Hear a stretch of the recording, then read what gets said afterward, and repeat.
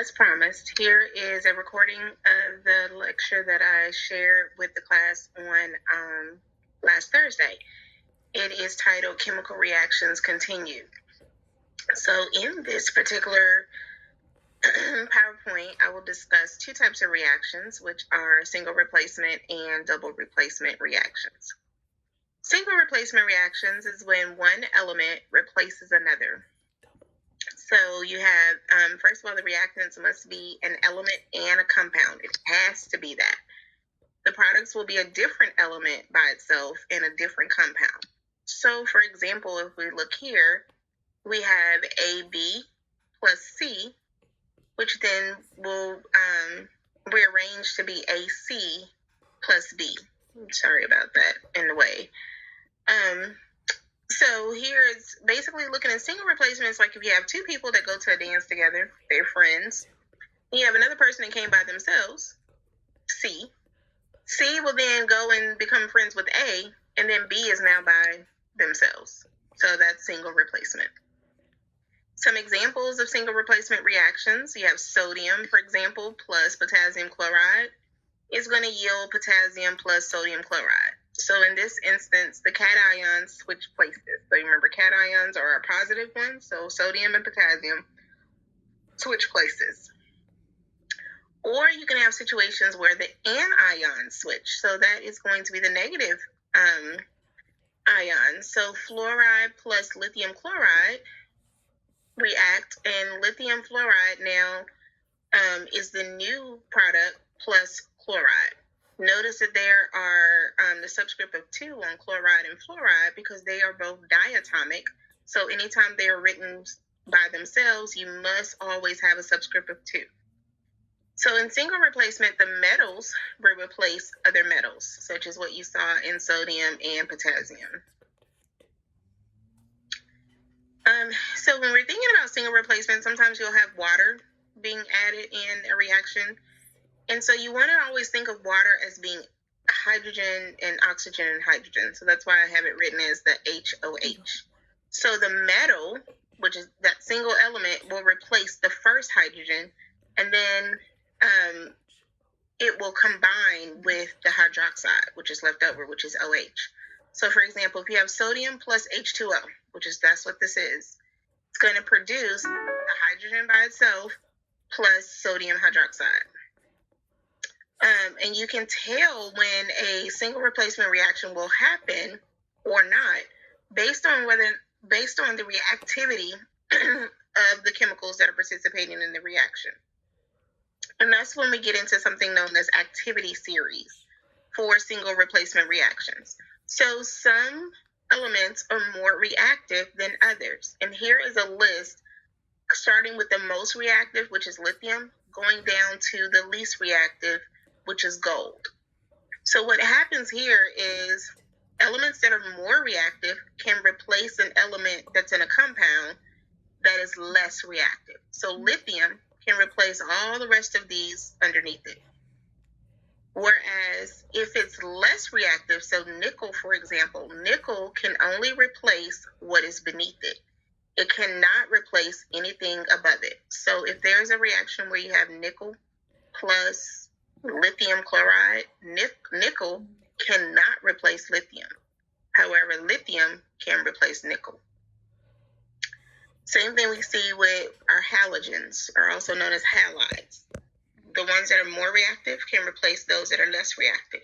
So fluoride can replace chlorine, bromine, and iodine, but iodine cannot replace anything above it.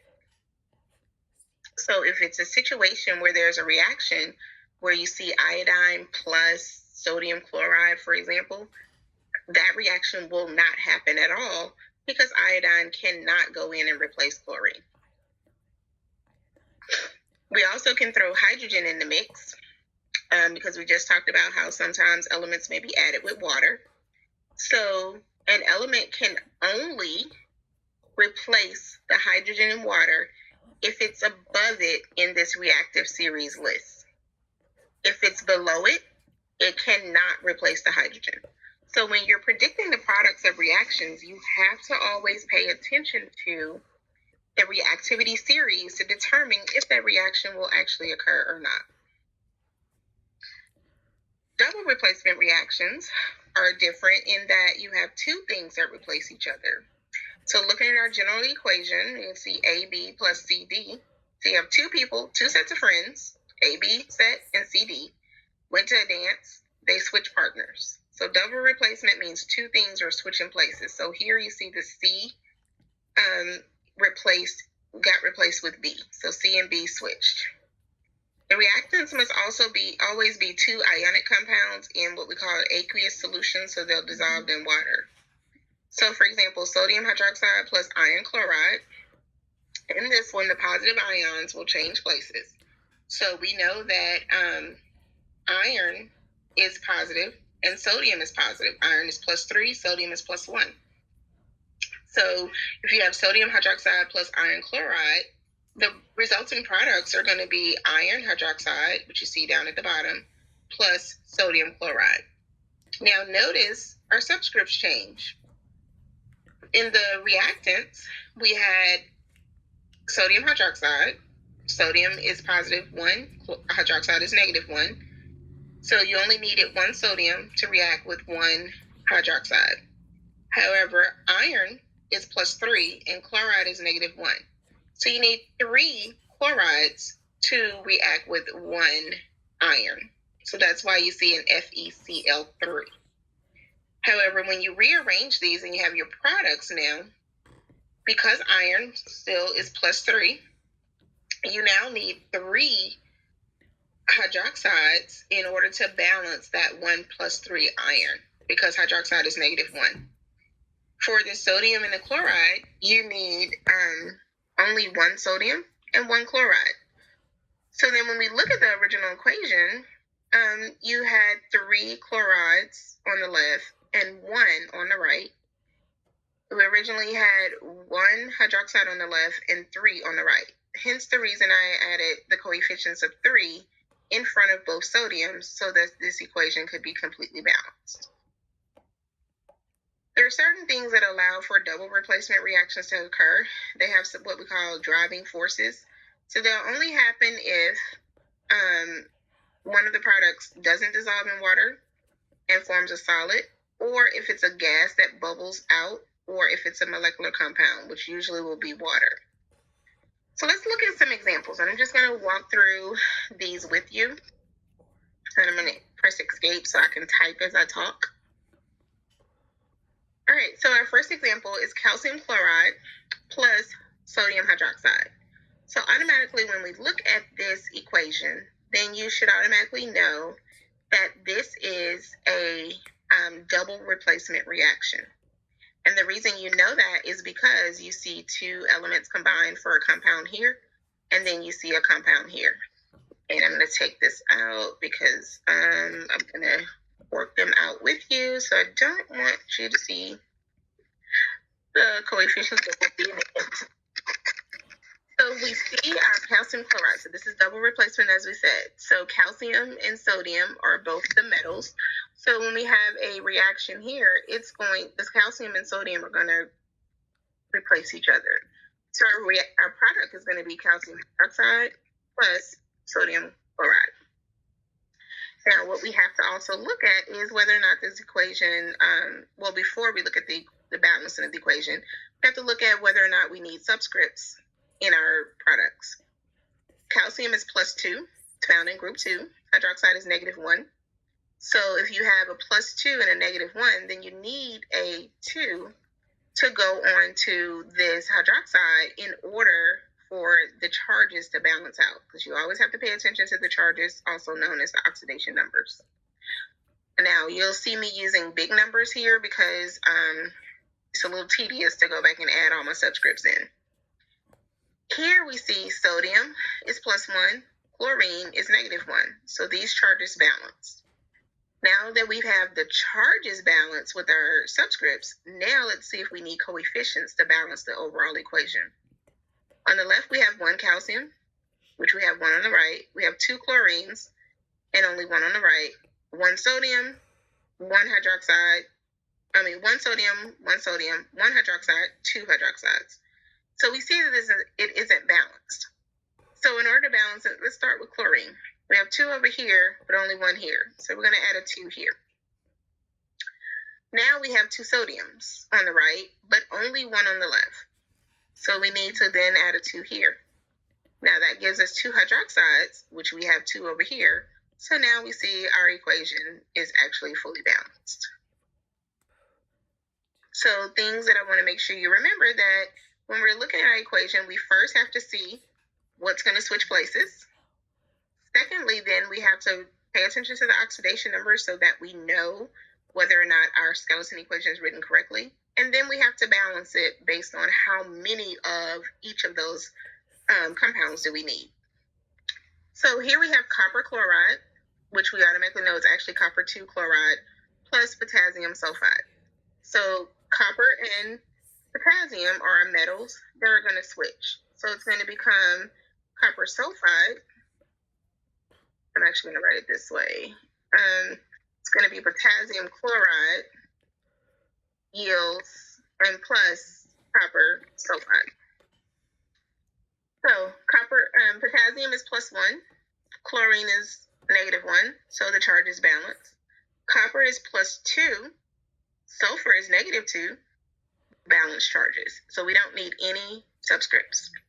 However, we have 2 chlorines on the left and 1 on the right. We have 2 potassiums on the left, 1 on the right. Everything else is 1 and 1. So we can easily go in and write a 2 here. Now, if you look at it, everything is balanced. Now, next, we have potassium hydroxide and iron nitrate. Once again, our metals are going to switch. Excuse me. So we're going to have iron hydroxide plus potassium nitrate. So that's our skeleton equation. I just simply switched the metals first. That's all I did. Now we have to do a check of the oxidation numbers. Iron is +3. You kind of have a clue that iron is +3 because here in our reactants, we know for sure that nitrate is -1 because that's just always the charge of nitrate. So if we're using 3 -1 nitrates against 1 iron, then clearly our iron must be +3. So iron is +3. Hydroxide, we should always remember, is actually -1. So that means we need 3 hydroxides in order to balance that 1 iron. And I am going to go ahead and put my subscripts. I tried to be okay with not having them, but I'm not. So now we see also potassium is +1. Nitrate is -1. So this balances each other. So now we have our charges balanced. Our oxidation numbers are matched up perfectly. But now we need to look at, is the overall equation balanced? So we look here, we have 1 potassium on the left, 1 on the right. We're good on that. We have 1 hydroxide on the left, but 3 on the right. We're not good on that one. We have 1 iron here and 1 iron there. Left and right is balanced. Our nitrates, we have 3 on the left, but we have only 1 on the right. So those aren't balanced. So let's start with, just pick our nitrates. We have 3 over here, so clearly we need 3 here. Now, if we put a 3 here, that's going to give us 3 potassium, so now we need 3 over here. That's then going to give us 3 hydroxides, which we have 3. Voila, balanced reaction. Moving on. Now we have ammonium sulfate plus barium fluoride. Once again, our metals, our cations are going to switch. It's not a metal in this case, it's just our cations are going to switch. It's going to give us barium sulfate, because our barium is going to come on over here to sulfate. And our ammonium is going to be now with fluoride. So now our resulting reaction is barium sulfate plus ammonium fluoride. I'm going to throw in those subscripts in here to make it look cuter.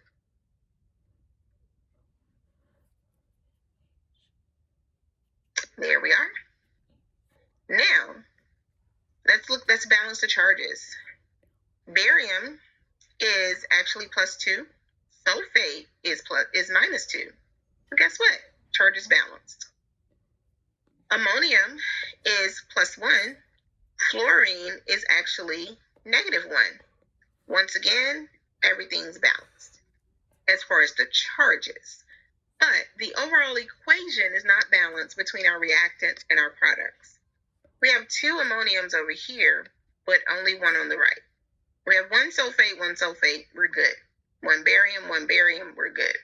But we have 2 fluorines and 1 over here. We're not so good with that one. So we already know we need 2 ammoniums on our right. So we're going to throw a 2 right here. We put 2 ammoniums here. Now we have 2 ammoniums and we have 2 fluorines. Or 2 fluorides, sorry. Which we already had 2 on the left, so guess what? It's balanced. And so these were examples of our double replacement reactions. Now, we're going to look a little further at our some single replacement reactions. And once again, now that we're doing single replacement reactions, we have to go back and pay attention to our activity series every time. So we know it's single replacement because you have 1 single element plus a compound. So you automatically know it's a single replacement reaction. So here we have iron plus copper sulfate. So we're going to go and look at our list to see if iron can go in and snatch copper from sulfate. So we find iron here, and then we find copper here. Because iron is above copper, then this reaction can occur because iron is more reactive than copper. So we go back here and says, all right, reaction can happen. Now how does it happen? How does it happen? So we end up with iron sulfate, and we're going to have copper by itself. So they switched out. Here, we're going to assume that this is iron 2 sulfate, just to make our lives a little bit easier. So iron is +2, sulfate is actually -2, sorry. So that means our charges actually balance each other out. And then copper is just by itself. It's not diatomic, so we don't have to write anything. So let's look at lead plus potassium chloride. We got to go back to our list. We're going to find lead. Lead is here. Potassium is all the way here. So potassium is actually more reactive than lead. So that means that lead cannot replace potassium. So when we look at our reaction, lead plus potassium chloride, nothing will happen because lead cannot displace potassium. So you simply would write no reaction.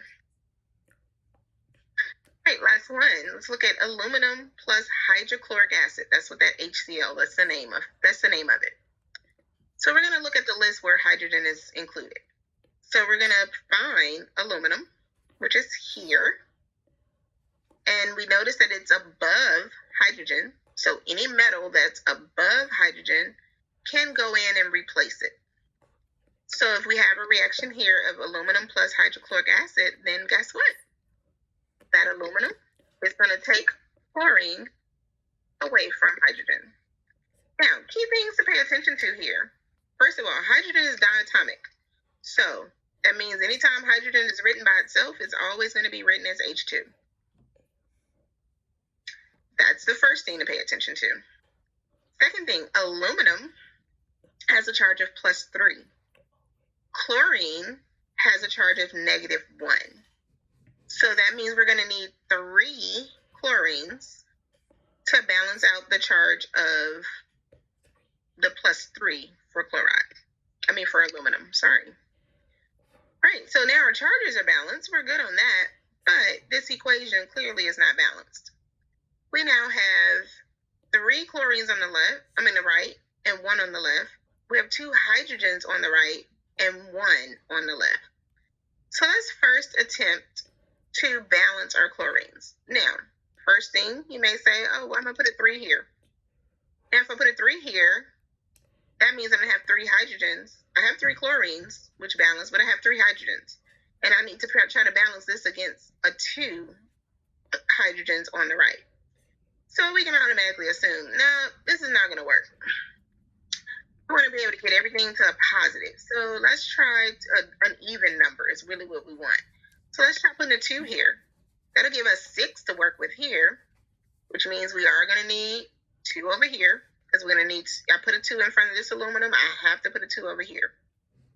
Now, if I do that, that gives me now 6 total chlorines. So I'm going to need to put a 6 here. Now that gives me 6 hydrogens. I have 2 over here, but if I put a 3 there, now I have 6. So now everything is balanced. So first thing I did for this reaction, I looked to see if the reaction could occur. So I had to go back and look at my activity series chart. That was the first thing. I had to make sure aluminum was ahead of hydrogen. Then, once I rearranged everything, I looked to see if the charges were balanced. So I threw that 3 on that chlorine because I needed to balance that +3. Then I also looked to see if the overall reaction was balanced. So there's a few steps involved, but very simple if you go in order and you remember everything you've been taught. All right, and this just checks up with answers I already actually had in the PowerPoint. Now, in the end, I have some practice examples. If you've looked at the PowerPoint that I posted on Classroom, then you've already seen these. What I would advise you to do is actually write these down. And then, which I did go over them with those of you that attended the Zoom lecture, actually saw these, which were good. But what I would recommend is you writing them down and seeing if you can just figure them out without me constantly walking you through them. If you can do these examples and you can identify the type of reaction that is there, then you understand how to identify different types of chemical reactions, as well as how to predict the products. And also you then would understand how to balance the equations. So I'll be providing more practice with this, but those are the key things. You want to be able to know how to identify the types of reactions. You want to know how to predict the products that will occur. And you want to know how to balance the equations. If you got that, then you're good.